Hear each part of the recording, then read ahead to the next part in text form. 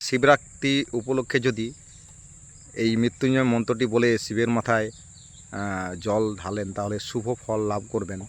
ওং ত্র্যম্বকং যজামহে সুগন্ধি পুষ্টিবর্ধনম উর্বার্গ বন্ধনমামুক্ষ্য মহামৃয়াৎ।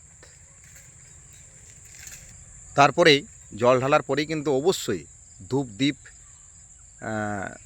নিবেদন করার পর কিছু ফল, বিশেষ করে বেল, ধুতরা ফল এবং কাঁচা আম যদি নিবেদন করেন শিবলিঙ্গে তাহলে অতি শুভ মঙ্গল কামনা আপনার প্রতি শিবতুষ্ট হয়ে আশীর্বাদ গ্রহণ করবেন। এটা অবশ্যই করবেন এবং শেষে কিন্তু অবশ্যই এটি ভুলবেন না জোড়হাত করে ওং ত্র্যম্বকং যজামহে সুগন্ধি পুষ্টিবর্ধনম উর্বার্গ বন্ধনমামুক্ষ্য মহামৃয়াৎ।